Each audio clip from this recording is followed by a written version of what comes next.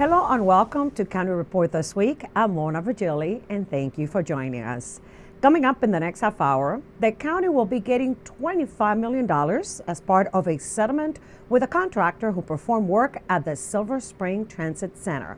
Plus, Chesapeake Bay Awareness Week is highlighted with a county council special proclamation.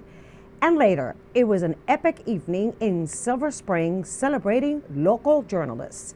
But first, in 2009, the council approved $6 million to study the Veirs Mill Bus Rapid Transit line, which would run between the Rockville and Wheaton metro stations. After years of analysis and input, the council has chosen the preferred route for this transit system that's expected to bring much relief to this heavily traveled corridor. You know, we're going to retain and we're going to see a lot of the elements of what would be, the most desirable BRT option. I mean, you will still have, level boarding, you will still have off-board fare collection, you have stations with canopies, there will also be queue jumping for these buses as well as green light extension in intersections. And that within itself, I think it's so important because that is what provides the smooth, ride. And when they did the analysis to see whether dedicated lanes made a huge difference, it really didn't. And but what made a big difference was the cost. And so this is why this hybrid option is really important. Well, I mean, the challenge is figuring out how to fund this. But the necessity is we have to fund this. And we have got a major traffic issue, and we've approved enough development to be very worried about what happens if you don't figure out how you're going to move people as an alternative to single occupancy vehicles. So it's sort of a necessity to come to grips with how are we going to provide, a second form of transportation for people so we don't totally, turn everything into a parking lot.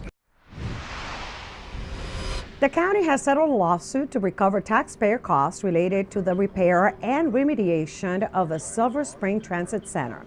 The county will be receiving $25 million from the original contractor who initially performed faulty work during construction. This week, we sat down with Executive Ike Leggett to tape our show one-on-one, and he talked about the settlement. I decided that we were going to proceed with other contractors to finish the job and that we would bring a lawsuit against those we thought were responsible for the delays and for the costs associated with that.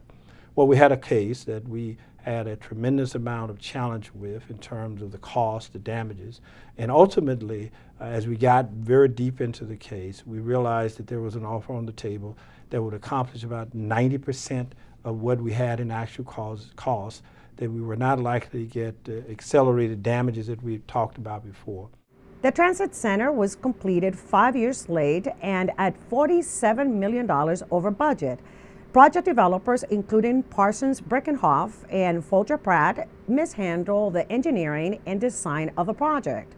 You can watch the entire edition of 101 on County Cable Montgomery. Council member Craig Rice and County Executive Ike Leggett have proclaimed this week Chesapeake Bay Awareness Week. The designation is intended to increase awareness of the importance of the Chesapeake Bay in Montgomery County and throughout the metro area. And as Susan Kennedy tells us, Council member Rice kicked off the latest council session with a proclamation to recognize the designation. Montgomery County focuses on implementing new and innovative green infrastructure and striving to enhance the quality of life. Just last year, the Chesapeake Bay Commission announced the second week in June would be designated as Chesapeake Bay Awareness Week. Councilmember Craig Rice told us even though Montgomery County is a suburb removed from the bay itself, how we live here affects the health of the Chesapeake Bay. When it comes to all of our watersheds, which directly feed into the Chesapeake Bay, we have a direct impact on its healthiness, its vibrancy. And so it's really important for us, as well as all surrounding jurisdictions, to be very cognizant about the decisions that we make regarding our land use, regarding our protection of the environment, regarding all the things that we need to do to make sure that the Chesapeake Bay remains healthy. The banning of styrofoam, promoting the use of reusable bags, and new stormwater management practices are just a few of the ways Montgomery County is working to improve water quality. Councilmember Rice and County Executive Ike Leggett teamed up to get the word out about protecting the bay. And so unless we are careful to clean, to monitor, to do the little simple things of picking up the trash, making certain that we do not dispose things into our potential waste stream. And it may not go directly when you first see it, but if it's on the lawn, it's on the street, eventually it will get into the bay. Though Montgomery County has been at the forefront of protecting our local water quality for decades, Craig Rice says continued outreach is critical for future generations. It really takes community advocacy along with an understanding of how important these resources are to you to be protected, and that comes and starts with our young people. In Rockville, I'm Susan Kennedy for County Report This Week. County Executive Ike Leggett issued a statement declaring strong support. Montgomery County has joined more than 1,000 U.S. governors, county executives, and mayors declaring support for leadership in reducing carbon emissions. Despite the current federal administration abandoning the Paris Agreement, the county continues ambitious action on climate change. Well, we differ with the federal government. We differ with the position taken by the president. I've heard a great deal from many people who have indicated that, well, why is it that the county is still in and the United States government is out? Well, first of all, we all have a part to play in this, and we all play a significant role. And if you look at Montgomery County, we have been one of the leaders in the environment enhancement efforts for many, many years, and we believe that the climate is a real challenge for us in terms of improving it. To reduce its own footprint, county government has increased the number of electric and hybrid vehicles in its fleet, installed solar energy panels on many county buildings, and continues to be one of the nation's largest local government purchasers of renewable energy. The county joined the city of Rockville to host World Elder Abuse Awareness Week at the Rockville Senior Center. This is the 7th year that the county provides a forum dedicated to senior safety, featuring speakers, exhibits, and demonstrations aimed at placing valuable resources in the hands of older adults. It's not just about your physical safety, it's about your financial safety. It's about every aspect of your life where you need to be concerned about people targeting you because you're a senior for a crime. There are nearly 190,000 county residents that are 60+ years of age. Elder abuse is on the rise at the national level, and local authorities want to ascertain that county seniors are aware and alert about physical, emotional, psychological, and financial abuse. The workshops also incorporated special safety sessions from the Montgomery County Department of Police and the Fire and Rescue Services. Coming up on County Report This Week, after much community input, there is a proposed bicycle master plan to put more cyclists on the right path. And County Council is trying to figure out how to place more wheelchair-accessible taxis on our roads. Those stories and more when we come back. History comes alive during Heritage Days weekend. Discover Montgomery County's historical treasures during this free county-wide event.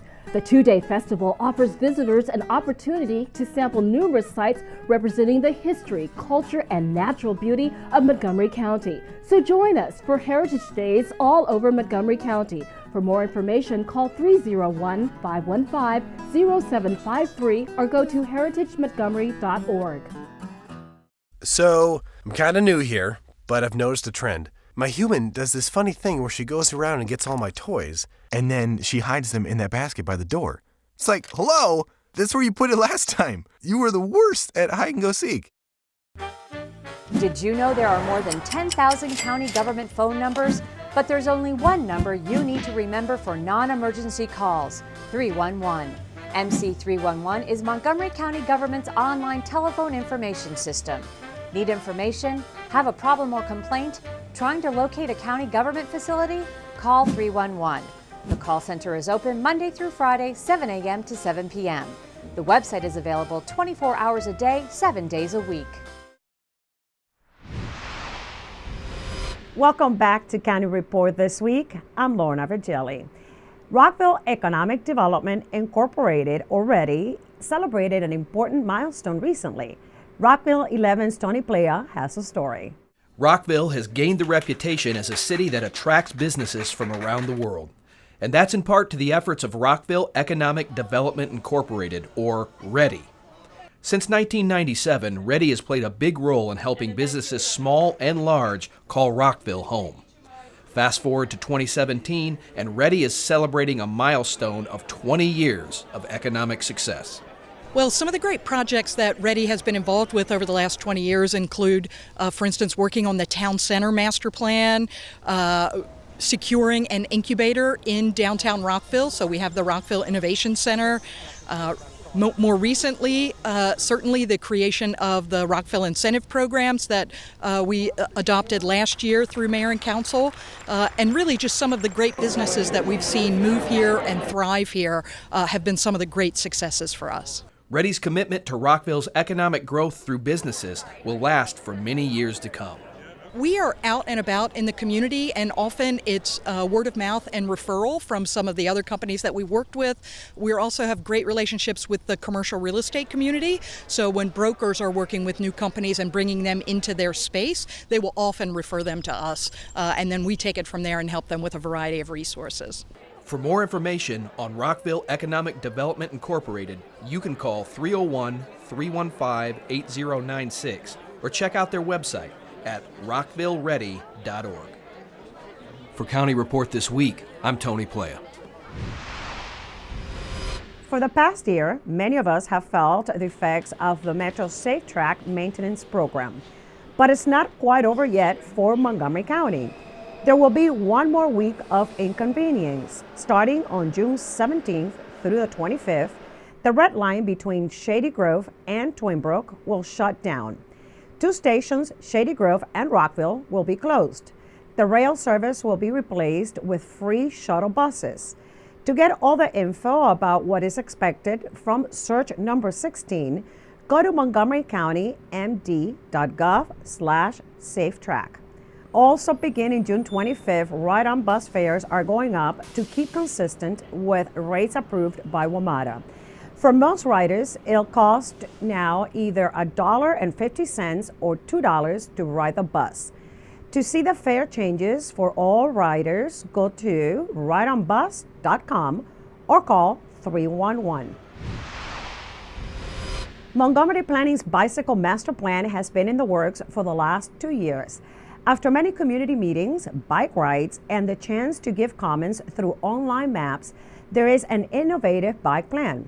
But the plan is going through another round of community meetings, and the Montgomery Planning crew covered a recent meeting to find out the latest with a bicycle master plan. So tonight we are talking about the preliminary bikeway recommendations for the bicycle master plan. We're in Bethesda, and this is the second of 5 community meetings that we're doing. So we're going to explain to the public through posters and through our presentation what the bicycle master plan is all about, how we've approached that plan, and what are the early preliminary bikeway recommendations. Main takeaways are that we are comprehensively rethinking the bicycling network and the bicycling approach in Montgomery County. We're considering how people of all ages and abilities get around by bike and what sorts of things that they need to feel comfortable riding. I think the recommendations are very ambitious. I think it's exciting to think that more people will be able to bicycle without being fearful of traffic. We live in a very urban area, and I think that offering options other than cars to get around is a fantastic idea. I know we have a lot of very dedicated bicyclists in Friendship Heights. Plan's really impressive, the amount of data and thought that's gone into it. You can tell that they've done a lot of thinking about different types of facilities, different ways to connect the county, and to really create an overall network. So far so good. I'm really pleased with what I've seen, and I hope that if we can get a lot of this implemented, I think it's going to make it a lot more pleasant for both bicyclists and drivers, and a lot safer for both also. We learn a lot from the community. They know how their community operates, how people get around, and what are good bike routes and what needs to be improved. So that's absolutely critical. But 2, at the end of the day, we really want the public's buy-in on this process. We want them to feel that they're that their comments have been heard and that we've reflected them in the ultimate recommendations that we have for the plan. County Council has introduced a new bill that addresses the system to license taxi cabs in the county. The measure is the work of Council President Roger Berliner, who told us this law is designed to put more accessible cabs on the road.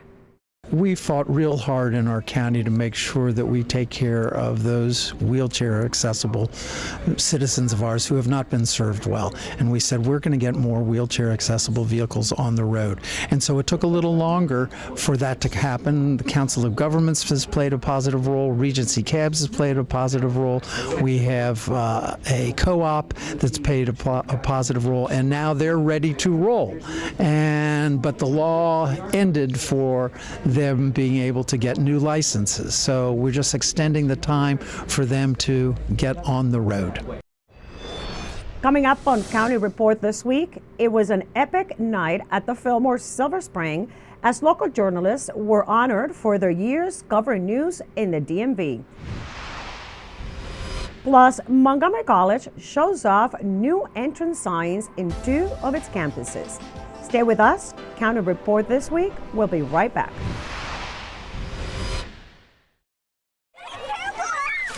Swimming can be a great way to stay cool and beat the summer heat. Hi, I'm Gabe Albernaz, Director of the Montgomery County Recreation Department, and I'd like to ask you to be our partner in making this a safe summer. Drowning is a leading cause of accidental deaths in children, but drowning can be avoided. By following a few important rules, we can ensure that our children are safe at the pools. Regardless of swimming ability, children should never be unsupervised, even with lifeguards. There is no substitution for adult supervision. Minimize distractions such as cell phones. Drowning can happen in minutes. If you have to leave the pool for any reason, you need to take your children with you. Inflatable swimming aids such as floaties and noodles are not life safety devices. Do not substitute these for supervision either. By working together, we can make sure we are all safe at the pool this summer. In Montgomery County, we have a goal to reduce waste and recycle 70% of all waste by 2020. By recycling and reducing waste, we save natural resources and make our community even better. So recycle at home, work, school, everywhere, and keep recycling going. For more information, call the Montgomery County, Maryland Division of Solid Waste Services at 311 or visit montgomerycountymd.gov/recycling. Keep it going. Recycle more now. Welcome back to County Report this week. I'm Lorna Virgili. Montgomery Community Media held its first annual Epic Awards ceremony to celebrate local media. My MC Media's Mitty Hicks has more. It was a night to shine for local content creators and media industry experts. Local officials, business leaders, and the community gathered at the Fillmore Music Center for Montgomery Community Media's Excellence in Programming and Innovative Content Awards. The purpose of this gathering was to highlight and honor those who are at the forefront of multimedia content creation. And really we're honoring those individuals tonight on every kind of media outlet, on every kind of media property, to be able to generate the content that really engages an audience in more significant ways. The evolution of social media platforms has changed the way people consume news. One goal of Montgomery Community Media's Epic Award ceremony is to demonstrate how local media, no matter how it's delivered, continues to thrive. You know how important media is right now in sharing stories, information. It's vital to the country, vital to the community, the connection we share. This year's winners included Gaithersburg Mayor Judd Ashman, who received the Epic in Education Award for his work with the Gaithersburg Book Festival. Tacoma Park Radio received Epic for Innovation, and former MCPS student Timothy Zoe received the Epic in Youth Media Award. Montgomery Community Media is an organization I have an extremely high regard for, and to receive this, it means a lot. I'm excited and honored, especially by those that offered this award to me, and I feel very honored and grateful for those. And Juan Williams, a national correspondent and author, is the winner of the Lifetime Achievement Award. Well, I joke, my goodness, a Lifetime Achievement Award. I hope this isn't the end. For more information about the winners, visit the MyMC Media website. In Silver Spring, I'm Mitty Hicks for County Report This Week. A cherished neighborhood school in Chevy Chase just reached an amazing milestone. MCPS TV has the story. Chevy Chase Elementary celebrated a milestone June 10th, a centennial anniversary, 100 years of a community school serving the students of Montgomery County. Today is an amazing day. We really wanted to take the time to let our students know that our past is so important to our future, and it culminates today in a huge family reunion. Teachers, students, neighbors, and alumni gathered for a community festival to honor a neighborhood school, which holds a special place in the hearts and memories of so many. It's fun to see what it was like back then. I wouldn't know if I would be able to play with those all day. It was kind of different, but it was cool. So the original entrance for the school was right back there. Chevy Chase Land Company donated this site right here in 1917, and it was called Rosemary School, and it was a one school section. We are the first MCPS school to have a secretary. We are the first MCPS school to have a library. Parents and students ran the original cafeteria. 1932, I was in kindergarten here. Each year we had a maypole that was out here between the two buildings. I'd messed the whole thing up completely. Terrible. When you were supposed to go that way, I went that way. I remember that. This is everything we've done in the last 100 years. Current and former students shared many memories and reflections of a school with a long history of educational excellence. It's super cool to see them and know that they had learned here so many years ago, but I feel a special connection because we learned at the same school. Today I've been impressed by the fact that these young people have said, "Hello, how are you?" It speaks well for them and well for the future. So it's 3rd, 4th, 5th, and 6th grade here at Chevy Chase.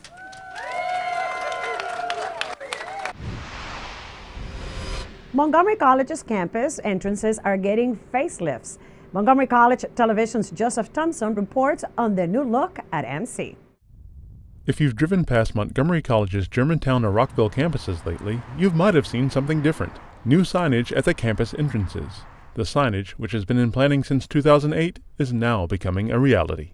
The idea for the Landmark Gateway signage originated with a former president, Dr. Charlene R. Nunley.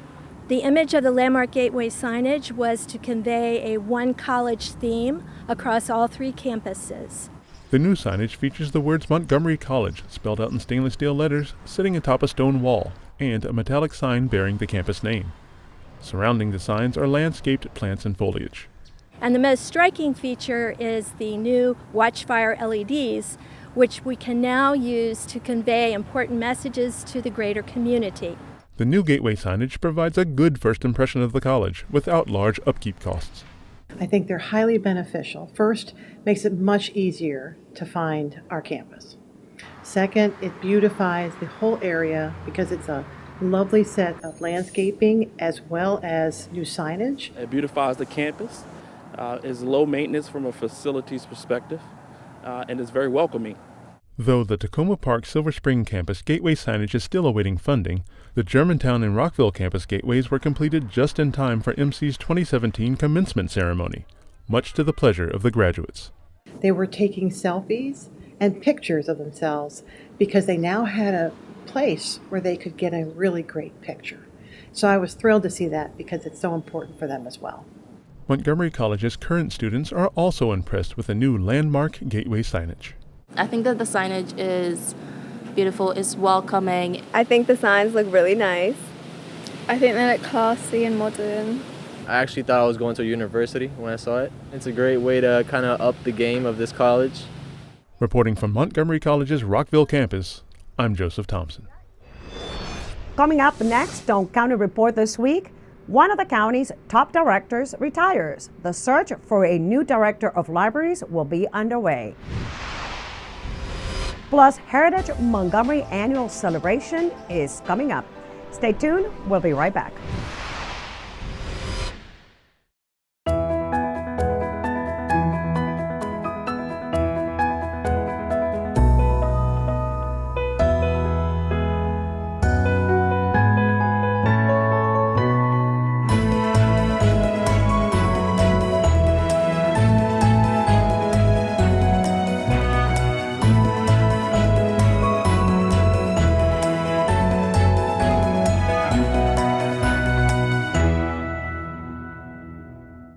Interested in career success?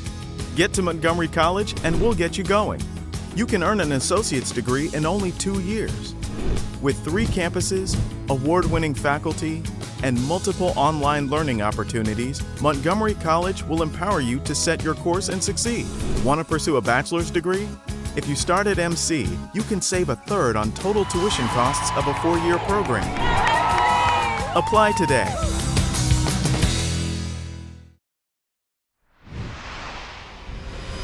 Welcome back to County Report this week. I'm Lorna Virgili.